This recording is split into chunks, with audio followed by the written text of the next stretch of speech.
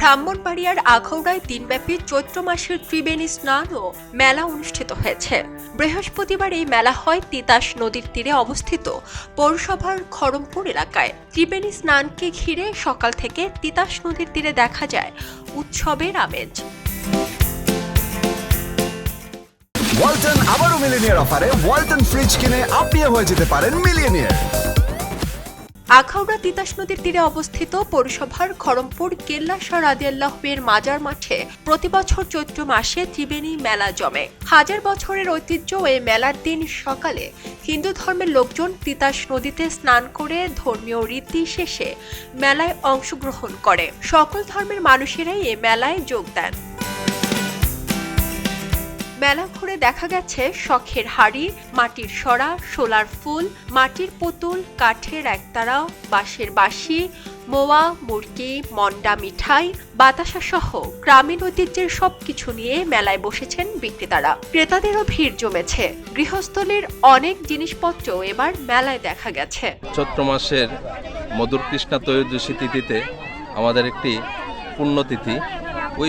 সেই তিথিতে আমরা বিশ্বাস করি ত্রিবেণী সঙ্গম, অর্থাৎ ত্রিবেণী সঙ্গম বলতে হচ্ছে তিনটা নদীর মুখ একসাথে মোহনায় মিশে যাওয়া। আর আমরা এই আজকে আখাউড়ায় খড়মপুরে আমরা সেটাই দেখি। আমাদের এই ত্রিবেণী ঘাট, অর্থাৎ এই তিন দিক থেকে গঙ্গা, সাবিত্রী, সরস্বতী তিনটা নদীর মোহনা এই আমাদের এই খড়মপুর ঘাটে আছে, যা তিতাস নদীতে বহমানকৃত। আর আমাদের এইখানে পুণ্য তিথিতে জলের একটা জোয়ার আসে, যা বিগত 2-3 দিন আগেও যে জল ছিল না।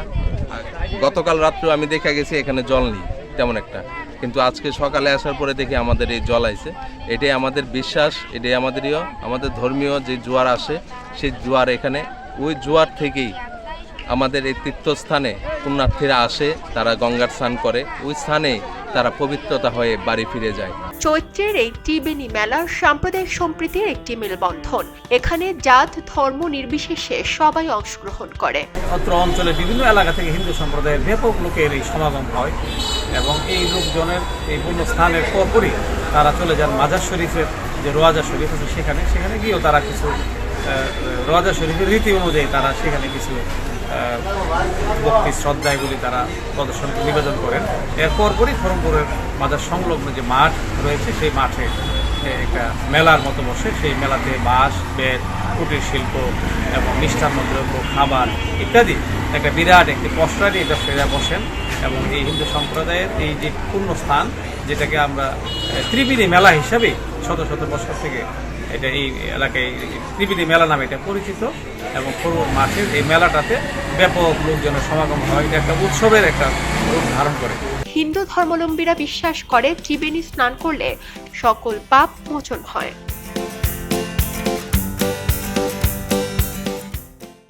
খবরের কাগজ, এখন খবর হবে নিখাত, নির্ভীক, নিরপেক্ষ।